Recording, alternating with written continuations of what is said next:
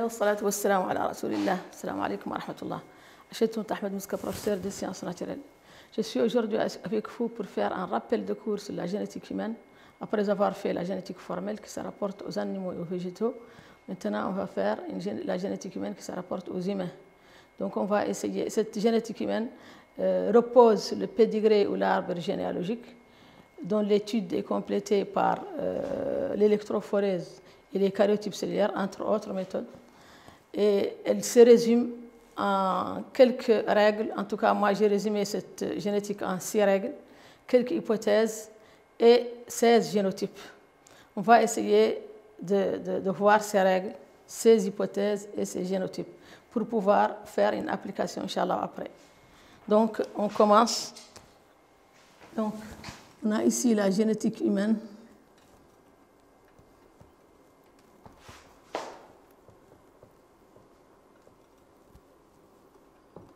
Génétique humaine. Donc, règle 1. Règle 1. Si on a des parents sains ayant un enfant malade, nous sommes sûrs que l'allèle de la maladie est récessif. Donc, que cet enfant soit un garçon ou une fille, ce n'est pas important. L'essentiel, que les parents soient sains et qu'ils donnent un enfant malade. Par exemple, on a ici 2 parents sains. Ça, c'est un homme. Ça, c'est une femme. Et leur enfant est là, est malade. Ça, c'est une fille.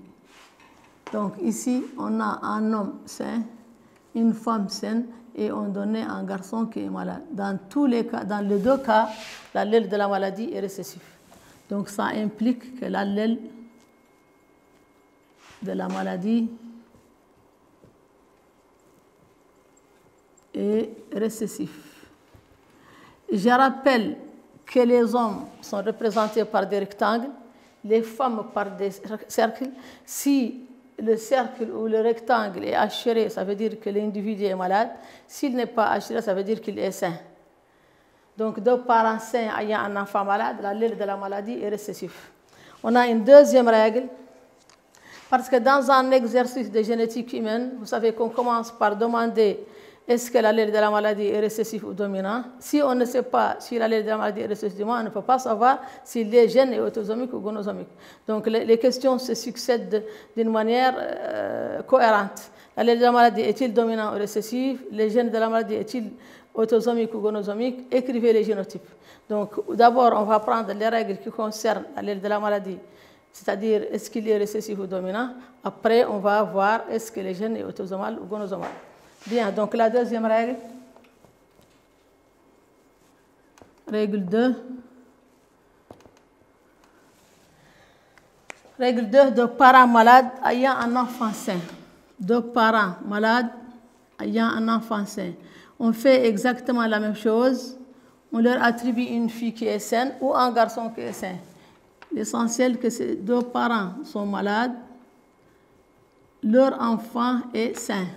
Donc ça implique que l'allèle de la maladie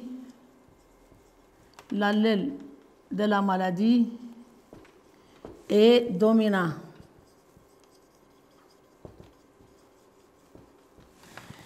Il faut toujours faire attention parce que si vous parlez du dominant ou récessif, vous parlez de l'allèle. L'allèle est-il dominant ou récessif? Si vous parlez de la localisation autosomique, vous parlez du gène. C'est le gène qui est autosomique ou gonosomique. Bien. Donc, règle 3. Maintenant, dans un exemple, on a trouvé 2 parents sains ayant un enfant malade, l'allèle de la maladie est récessif.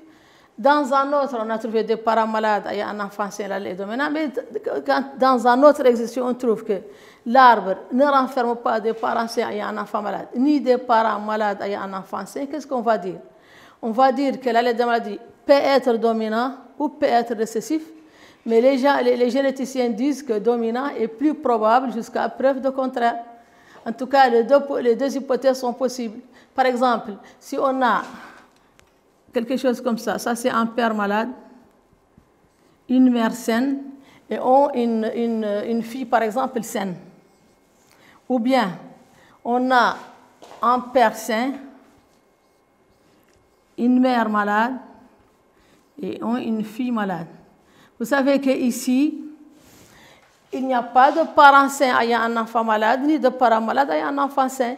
Donc les deux hypothèses sont possibles, mais on dit que dominant est plus probable jusqu'à preuve de contraire. Donc l'allèle de la maladie,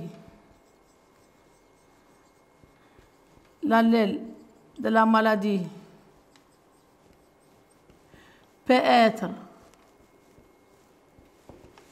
dominant ou récessif. Pourquoi dominant? Parce qu'il n'y a pas de père sain qui a un enfant malade qui rejette cette hypothèse. Pourquoi récessif? Parce qu'il n'y a pas de parent malade qui a un enfant sain qui rejette aussi cette deuxième hypothèse. Mais on dit que dominant est plus probable jusqu'à preuve de contraire. Est plus probable jusqu'à preuve de contraire, c'est-à-dire jusqu'à que l'exercice nous donne une indication qui confirme le contraire. Voilà. Donc, la règle 4. Maintenant, règle 4. Qu'est-ce qu'elle dit, cette règle 4? Là, cette règle 4, ça rapporte à la règle 1, c'est-à-dire elle est conditionnée par la règle 1. Si l'allèle est récessif, si on est sûr que l'allèle est récessif, et on trouve un père sain qui a une fille malade ou une mère malade qui a un garçon sain, là, nous sommes sûrs que le gène est autosomal. Et on peut justifier cela ou vérifier cela. Donc, règle 4, si l'allèle de la maladie est récessif, donc il faut que l'allèle soit récessif d'abord. Et on a un père sain ayant une fille malade ou bien une mère malade ayant un garçon sain. Là, nous sommes sûrs que le gène maintenant est autosomique, c'est-à-dire porté par une paire d'autosomes. Et si on veut vérifier cela, suivez avec moi. Voilà, vérifions cette règle. On sait que, supposons que S, c'est sain. Supposons que S égale sain et que petit m égale malade. Voilà. Un père sain ayant une fille malade, ce père, quel sera son génotype? C'est X grand S sur Y, parce que S domine M, ça, c'est une condition de cette règle. Cette fille, c'est X petit m sur X petit m. À votre avis, est-ce que ce père peut donner XM à sa fille? Non, il ne peut pas donner XM à sa fille parce qu'il n'a pas XM. On dit que il n'a pas XM, donc c'est impossible. Ça, ce n'est pas possible. Si jamais on trouve un père sain qui a une fille malade et que l'allèle de la maladie est récessive, on est sûr qu'il est autosomique. Et si on trouve aussi une mère malade qui a un garçon sain, elle aussi, si elle est XM, elle ne peut pas donner XS à son garçon. D'accord? Donc, ça c'est la 4e règle. Passons à la 5e règle. Règle 5. Maintenant, elle se rapporte à l'allèle dominant.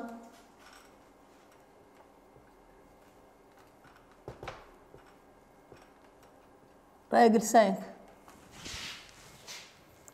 Elle se rapporte maintenant à l'allèle dominant. Si l'allèle de la maladie est dominant, si l'allèle de la maladie est dominant, et on a, c'est-à-dire que l'arbre montre un père malade ayant une fille saine, un père malade ayant une fille saine, ou bien une mère saine ayant un garçon malade. Vous voyez, vous pouvez retenir ces règles par le fait de dire que vous avez toujours le père qui porte le phénotype dominant et le descendant, le fils, la fille porte le phénotype récessif, il s'agit du père. Et si si vous arrivez à retenir cela, vous allez inverser, vous allez faire que la fille est maintenant une mère et qu'elle a un garçon qui a le même phénotype que le père précédent. Donc un père malade ayant une fille saine ou une mère saine qui a un garçon malade, ça signifie automatiquement que le gène est autosomique. D'accord? Voilà. Donc pour la règle 6, j'ai dit que dans le cas d'un cas de codominance, si un homme porte le phénotype de codominance, ça veut dire que le gène est autosomique. Parce que dans le cas de gène gonosomique, l'homme ne peut pas porter des allèles. Donc voilà, par exemple, on a ici un homme sain, une femme malade, et on a un fils qui porte le phénotype de codominance. Donc, dans ce cas, automatiquement, le gène est autosomique. Donc, la règle, qu'est-ce qu'elle dit? Dans le cas des gènes, dans le cas de codominance, pardon, dans le cas de codominance, si un homme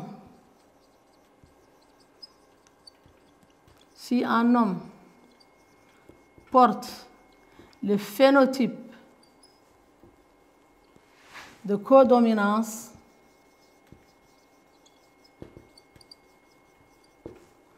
le gène est autosomique.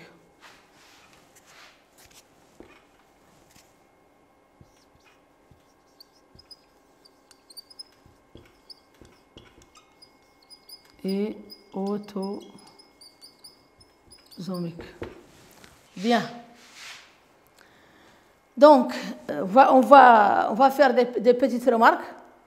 C'est-à-dire que si les règles de dominance ou de récessive ne sont pas confirmées dans l'exercice, ça veut dire que, j'ai déjà dit que ça veut dire que l'allèle d'Amadi peut être dominant ou peut être récessif.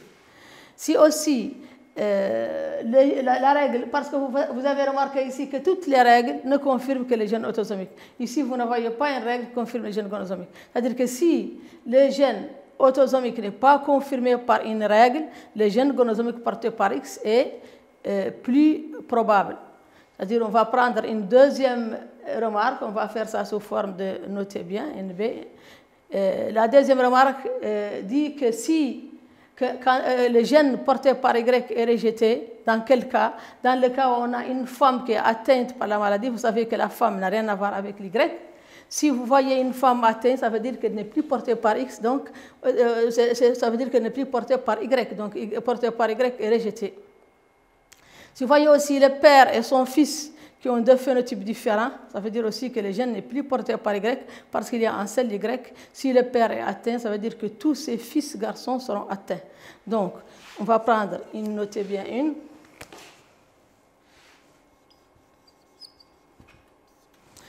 Si le gène autosomique n'est pas confirmé par une règle, si le gène autosomique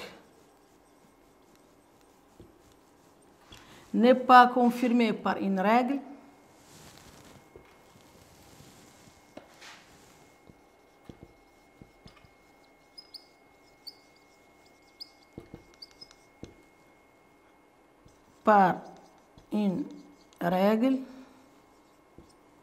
les gènes gonosomiques portés par X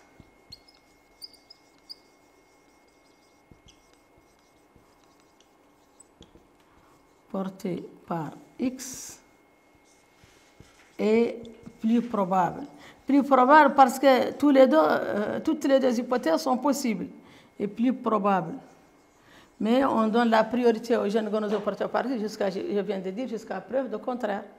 Maintenant, notez bien ça rapporte à porté par Y. On dit qu'un gène gonosomal porté par Y est rejeté. Un gène gonosomique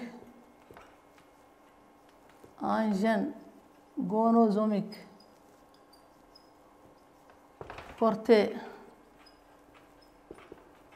par Y est rejeté si le pédigré ou l'arbre généalogique montre une femme malade,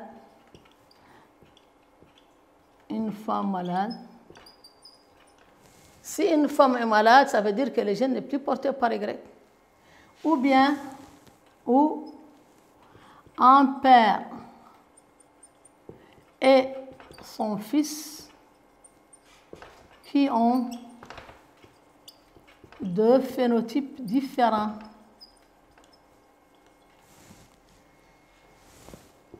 Des phénotypes différents. Donc, au début de la séance, on avait dit que la génétique humaine repose sur le pédigré, dont l'étude est complétée parfois par l'électrophorèse et les karyotypes cellulaires. Donc, pour cela, on doit faire un petit rappel sur les anomalies chromosomiques. Vous savez que les anomalies chromosomiques peuvent être des anomalies de nombre ou des anomalies de structure. Les anomalies de nombre sont très fréquentes dans les exercices. On peut par exemple citer la trisomie 21 qui est une anomalie autosomique. C'est la paire 21, au lieu d'être 2 chromosomes, elle est à 3 chromosomes. On peut citer par exemple la trisomie 18 qui est beaucoup plus rare. On peut citer la trisomie gonosomique qui est le syndrome de Klinefelter, XXY chez le mâle. Donc, elle peut venir de la mère ou du père. La monosomie, syndrome de Turner, qui est toujours aussi une fille, qui a un seul chromosome sexuel. Donc, ça, c'est des maladies qui sont fréquentes dans les exercices. Maintenant, quelle est la cause de ces anomalies? C'est une fausse méiose. C'est-à-dire que la méiose était anormale. En anaphase 1 ou en anaphase 2, elle peut venir dans la division réductionnelle ou la division équationnelle au niveau de l'anaphase. Si par exemple, vous savez que vous avez une cellule, on va seulement schématiser les chromosomes. En métaphase 1,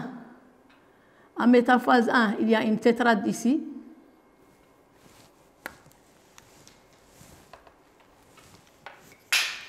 La tétrade, c'est une paire de chromosomes homologues, fissurés et appareillés. L'un des chromosomes est paternel, l'autre est maternel. Donc, cette paire de chromosomes, au lieu en anaphase 1, que l'un des chromosomes part dans l'un des pôles et l'autre dans l'autre pôle, tous les deux chromosomes, par exemple, vous avez ici des cellules. Dans cette cellule, vous avez les deux chromosomes qui sont partis ensemble. Et dans cette cellule, il n'y a rien. Donc, au niveau de la division équationnelle, qu'est-ce qui va se passer? Cette cellule va donner des cellules. Chaque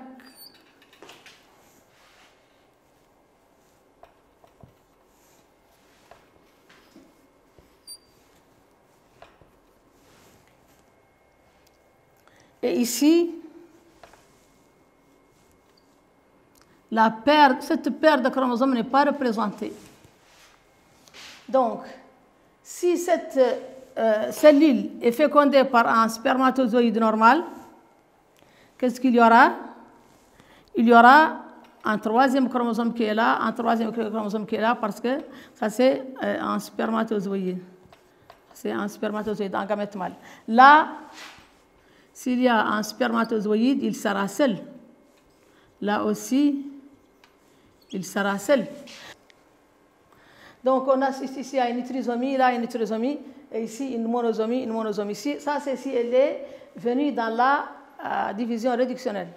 Maintenant, si la division réductionnelle était normale, et que ça c'est pendant, ici c'est pendant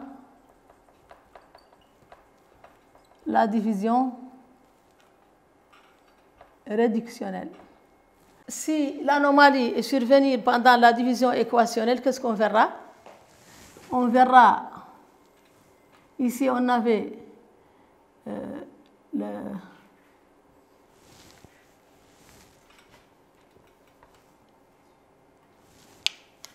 la division réductionnelle est normale. On a ici un chromosome, on a ici un autre. Mais, par exemple, celle-là est normale. Elle va donner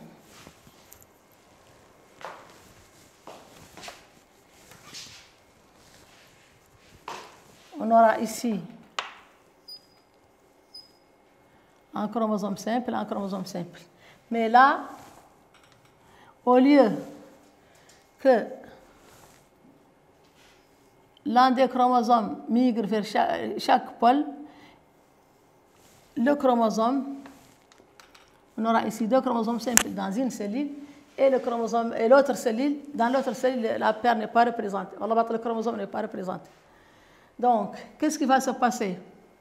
Ici, par exemple, quand il y aura un spermatozoïde, il y aura une cellule normale.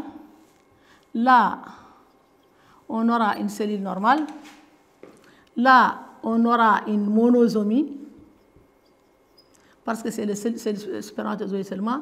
Là, on aura une trisomie. Voilà. Donc, elle peut survenir pendant la division réductionnelle ou pendant la division équationnelle. Ça, c'est quelle sera la conséquence? Une trisomie ou une monosomie. Donc, on va maintenant parler d'autre chose qui est les groupes sanguins, les systèmes du groupe sanguin.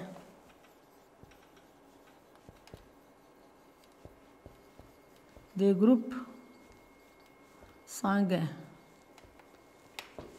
Le système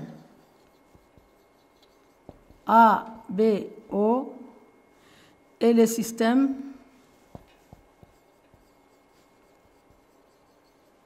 Rhésus. Et le système Rhésus. Voilà. Les systèmes des groupes sanguins A, B, O et le système Rhésus, c'est-à-dire que vous savez tous que chacun a un groupe sanguin. Vous avez 4 groupes sanguins. Le groupe A, le groupe B, le groupe AB qui réside dans la codominance entre A et B, et le groupe O. La A et B, tous les deux dominent O, et entre les deux, il y a une codominance. Si quelqu'un, par exemple, a un groupe sanguin A, son génotype c'est grand A sur grand A ou grand A sur petit o, parce que O est récessif. Donc il peut être pur ou hybride. L'antigène présent sur la membrane, les membranes de ces hématies, c'est l'antigène A. L'anticorps présent dans son plasma, c'est-à-dire on l'appelle aussi agglutinine, c'est l'anti-B. C'est pourquoi quelqu'un qui est de groupe sanguin A ne peut pas recevoir le sang d'un individu de groupe sanguin B. Les réactions des hématies avec les anticorps sont positives pour anti-A, mais négatives pour anti-B. Si quelqu'un est de groupe sanguin B, il est de génotype grand B sur grand B ou grand B sur petit o, donc pur ou hybride. L'antigène ou l'agglutinogène présent sur les membranes de ces hématies, c'est B. L'anticorps dans son plasma, c'est anti-A. La réaction est positive avec l'anti-B, mais elle est négative avec l'anti-A. Si quelqu'un est de groupe sanguin AB, son génotype c'est A sur B ou B sur A. Les antigènes présents sur les membranes de ces hématies, c'est A et B à la fois. Il a 2 antigènes. Mais il n'a pas d'anticorps dans le plasma. Les réactions avec les anticorps sont positives toutes les deux, avec anti-A et anti-B. Pour quelqu'un qui est de groupe sanguin O, il est de génotype O sur O, il n'a pas d'antigène sur ses membranes, il a les 2 anticorps à la fois, anti-A et anti-B dans son sérum, dans son plasma. La réaction est négative avec les 2 anticorps, anti-A et anti-B. Donc ça, c'est pour les groupes sanguins ABO. Maintenant, pour le rhésus est une protéine. Quand on a cette protéine, on est de rhésus positif. Quand on n'a pas cette protéine, on est de rhésus négatif. Et le rhésus positif domine le rhésus négatif. Maintenant, quelqu'un qui est rhésus positif peut être RH+ sur RH+ ou D, grand D sur grand D, ou RH plus sur RH moins ou grand D sur petit d. Les réactions avec les sérums anti-D est positive. Le sang avec agglutinine, c'est grand D. L'anticorps, aucun anticorps. Pour les résistes moins, quand quelqu'un est de résiste moins, il est RH moins sur RH moins ou petit d sur petit d. On peut toujours vous donner un tableau comme ça, on peut toujours faire un tableau pour exprimer cela. La réaction est négative avec le sérum anti-D. Il n'y a pas d'agglutinine cellulaire. Il n'y a pas aussi d'anticorps pour celui qui a un résiste moins. Donc, ces deux gènes sont autosomaux, comme je viens de dire. Vous savez qu'il y a un seul problème qui se pose pour un couple quand la femme est résiste moins, l'homme est résiste plus. S'ils ne prennent pas l'anti-D, ils ne peuvent pas avoir d'enfant. Pourquoi? Parce que le sang de la femme va considérer que le résiste est anticorps et donc il va les dégrader. J'espère que vous avez compris. On va essayer très prochainement, Inch'Allah, de faire une application pour ce cours de génétique humaine, pour voir tous les cours. Vous savez que la génétique, toute la génétique, c'est par l'application. Donc, je vous souhaite une bonne chance. Merci. Aujourd'hui, on va essayer d'appliquer la génétique humaine. On avait fait un rappel de cours sur la génétique humaine. On va essayer de la rappeler par un exercice classique qui n'est pas très difficile. Donc, lisons ensemble l'exercice. Le document 1 représente l'arbre généalogique d'une famille dont certains membres sont atteints d'une maladie héréditaire. 1. Exploiter les données du document 1 pour discuter chacune des hypothèses suivantes. H1, c'est-à-dire l'hypothèse 1, l'allèle responsable de la maladie est récessive et porté par un autosome. L'hypothèse D, l'allèle responsable de la maladie est dominant et porté par un autosome. L'hypothèse 3, l'allèle responsable de la maladie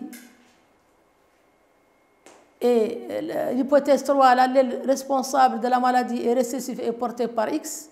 L'hypothèse 4, l'allèle responsable de la maladie est dominant porté par X. Deuxièmement, pour vérifier les hypothèses envisagées dans la première question, on fait par la technique de l'électrophorèse l'analyse des fragments d'ADN correspondant aux allèles A1 et A2 du gène impliqué dans la maladie de deux individus en 2 et D5. Vous avez devant vous le pédigré et l'électrophorèse. Les résultats sont représentés par le document 2 à partir de l'exploitation des documents 1 et 2. Petit a identifié parmi les allèles A1 et A2 l'allèle normal et l'allèle muté. Petit b précisé parmi les hypothèses envisagées dans la première question, les hypothèses à retenir. Justifiez votre réponse. Troisièmement, la femme 3.2 est inquiète quant à l'état de santé de son futur enfant, fœtus F2. Pour se rassurer, elle consulte son médecin. Celui-ci établit le karyotype du fœtus ainsi que le nombre d'allèles correspondant aux gènes étudiés chez son fœtus.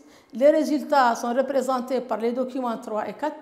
Petit a, à partir de l'analyse des documents 3 et 4, préciser laquelle des hypothèses précédentes est à retenir.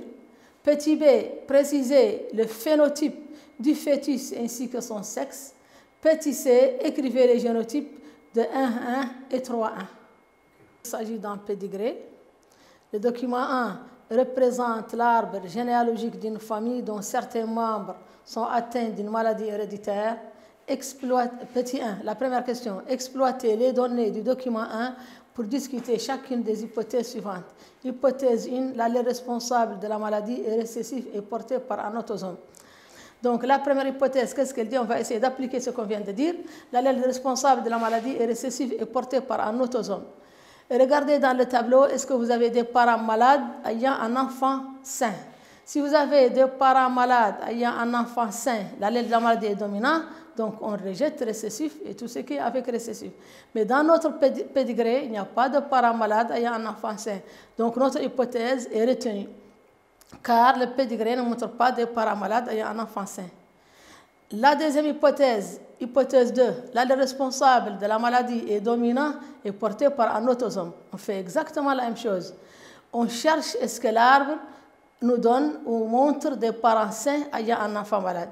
Si l'arbre montre des parents sains ayant un enfant malade, ça veut dire que l'allèle est récessive, donc tout ce qui est dominant sera rejeté. Mais notre pédigré ne montre pas des parents sains ayant un enfant malade, donc l'allèle peut bien être dominant, donc on va retenir aussi cette hypothèse. La troisième hypothèse, elle dit l'allèle responsable de la maladie est récessif et porté par X. On a vu dans le cours que si l'allèle est récessif et que dans le pédigré, il y a un père sain ayant une fille malade ou une mère malade ayant un garçon sain, le gène est autosomique. Regardez dans votre pédigré, est-ce qu'il y a un père sain ayant une fille malade? Je ne vois pas de père sain ayant une fille malade. Je ne vois non plus une mère malade ayant un père sain. Donc, notre hypothèse peut être retenue, donc elle est retenue parce que le pédigré ne montre pas un père sain ayant une fille malade, ni une mère malade ayant un garçon sain. Voilà, la quatrième hypothèse, qu'est-ce qu'elle dit? Elle dit l'allèle responsable de la maladie est dominant porté par X. On a dit dans le cours que si l'allèle de la maladie est dominant et qu'on a un père malade ayant une fille saine ou une mère saine ayant un garçon malade, que le gène est automatiquement autosomique. Regardez votre pédigré. Dans le pédigré, je ne vois pas un père malade ayant une fille saine, ni une mère saine ayant un garçon malade. Donc, notre hypothèse est retenue. La quatrième aussi hypothèse est retenue, donc on a retenu toutes les hypothèses par des règles bien précises. Donc, avant de répondre à la deuxième question, on va écrire la réponse à la première question. Donc, discussion des hypothèses. C'est une application, exercice d'application.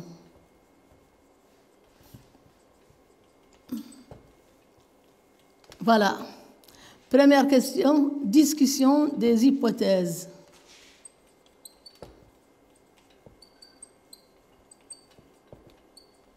Et c'est comme ça que vous devez discuter des hypothèses dans un exercice génétique humain. Donc, hypothèse 1, qu'est-ce qu'elle dit? Elle dit allèle récessif autosomique.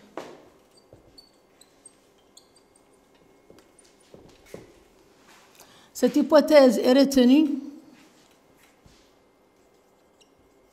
car le pédigré ne montre pas de parents malades ayant un enfant sain. Un enfant sain. Voilà. L'hypothèse 2, qu'est-ce qu'elle dit? Hypothèse retenue.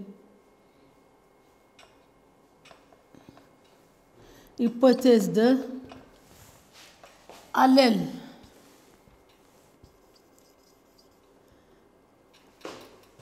dominant autosomique.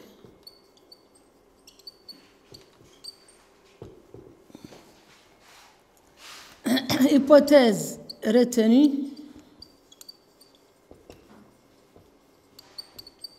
Pourquoi?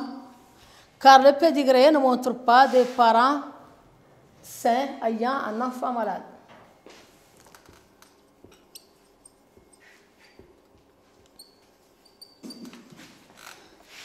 Ne montre pas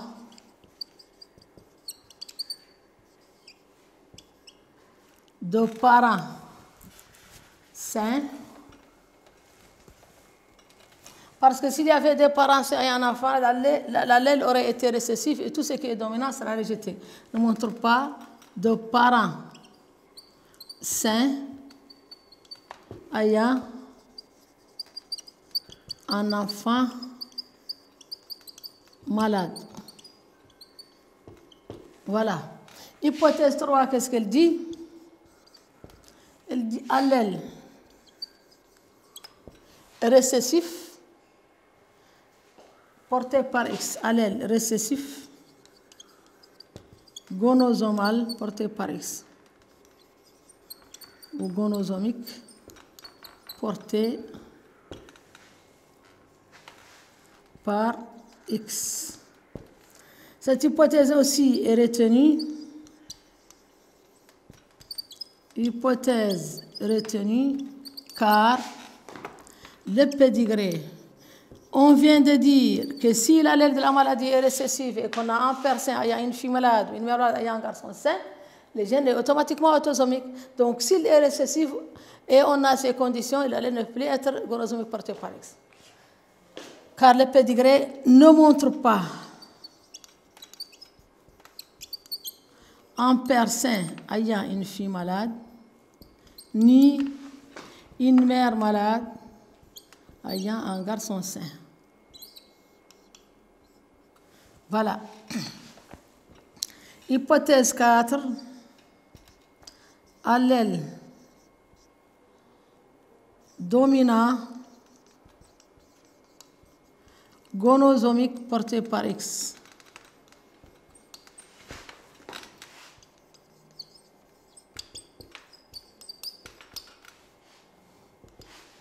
Hypothèse retenue. Pourquoi retenue? Parce que le pédigré ne montre pas un père malade ayant une fille saine ou une mère saine ayant un garçon malade. Hypothèse retenue car le pédigré ne montre pas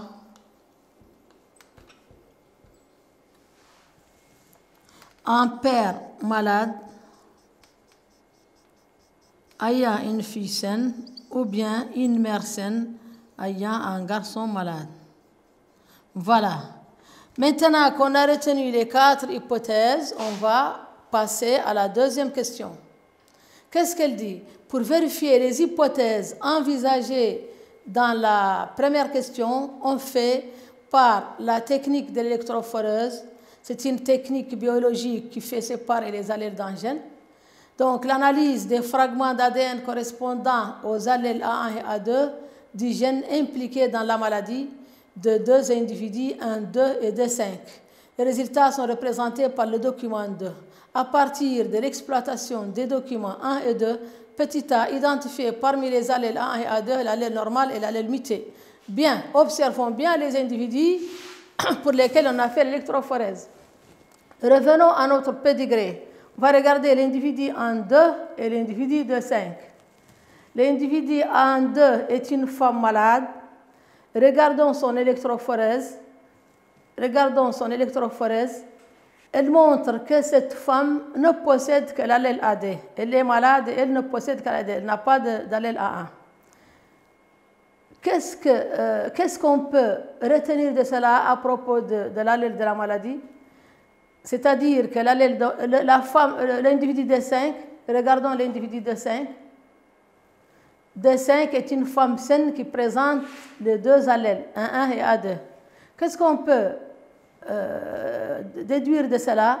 On peut déduire que l'allèle de la maladie est l'allèle A2, car l'individu en 2 ne possède qu'A2 et il est malade, ou elle est malade parce que c'est une femme. L'individu 2,5, c'est une femme saine qui possède les 2 allèles, ça veut dire que l'hybride est saine, ce qui signifie d'autre part que l'allèle de la maladie est récessif. Donc, pour répondre à la question petit a, on va dire que l'allèle responsable de la maladie est l'allèle A2, car l'individu 1,2 est malade et ne possède qu'A2. Bien. Donc, deuxièmement, petit a.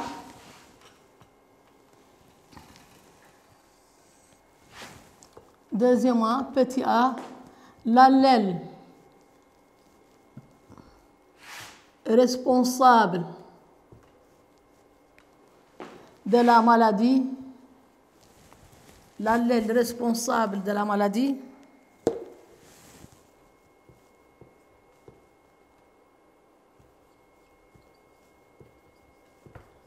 est l'allèle A2, car l'individu 1, 2 ne possède qu'A2 et il est malade.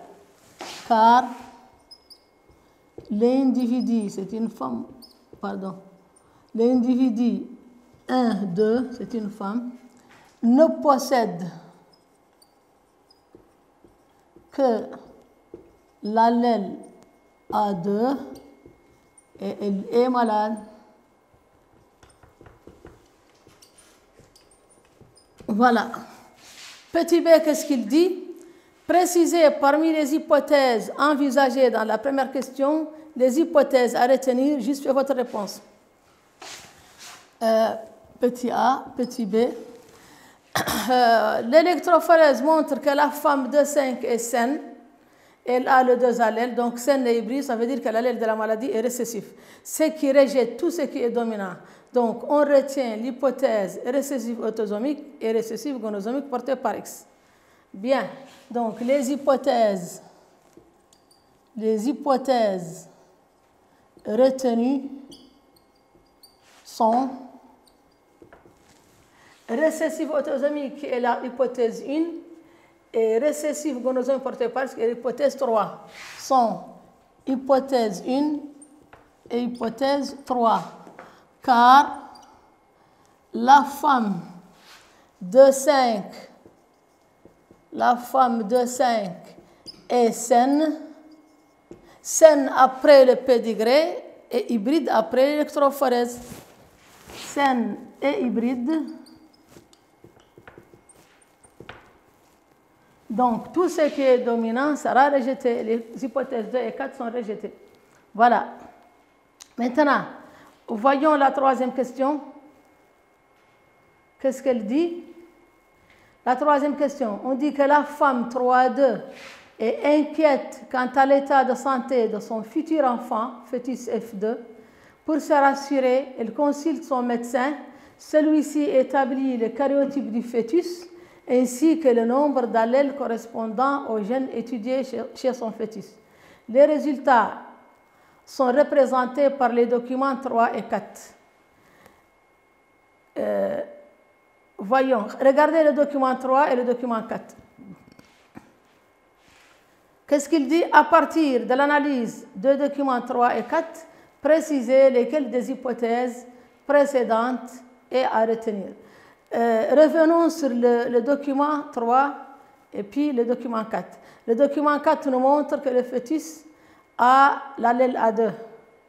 Mais en le comparant, on va revenir au fœtus F2. Regardez l'individu 1-2. Regardez l'individu 1-2. Regardez. L'individu 1-2. L'individu 1-2, ça va. L'individu 1-2 présente un seul allèle, mais si vous comparez l'individu 1-2 à l'individu au fœtus, vous allez voir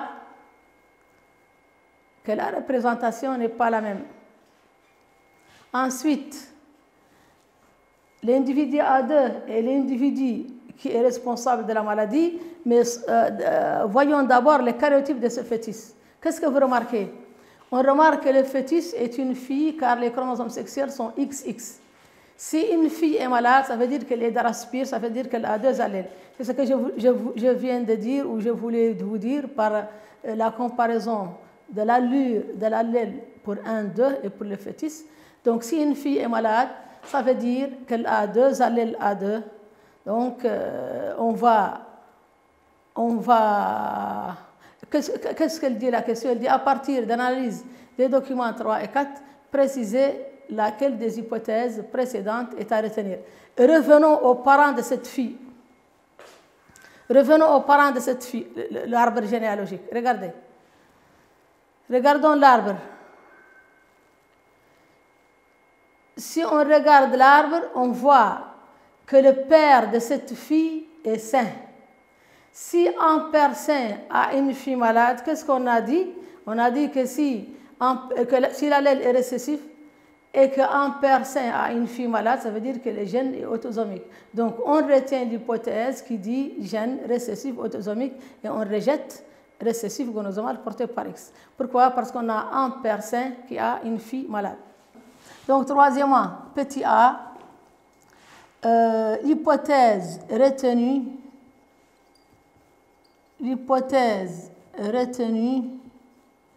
est l'hypothèse 1. Pourquoi? Car l'électrophoreuse montre que ce fœtus ne possède que l'allèle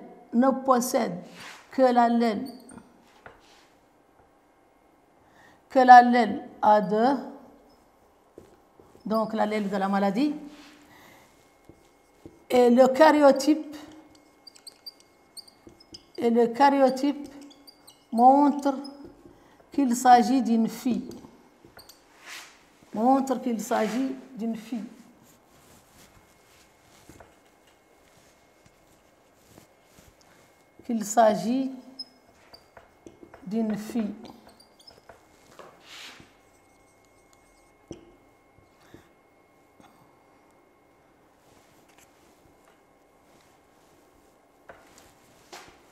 Voilà, une fille, quand elle est malade, elle ne possède cancer, donc elle doit obligatoirement être pure, donc elle possède les allèles. Mais le père de cette fille est sain. Le pédigré montre aussi que le père de cette fille est sain.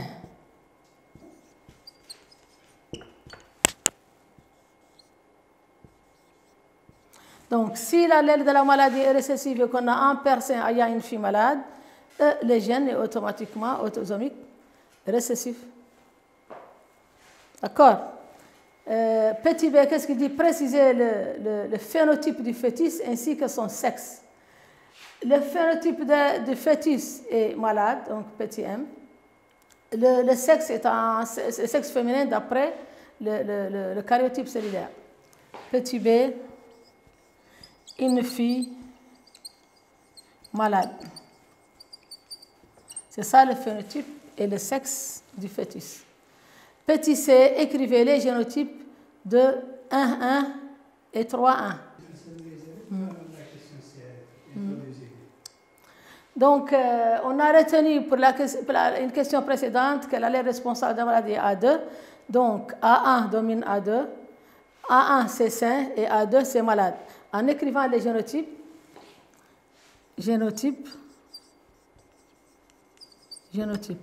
A1 égale sain, A2 égale malade.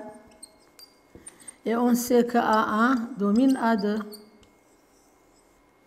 Voilà. Génotype. On nous a demandé 1,1. Regardez, 1,1 c'est un homme sain.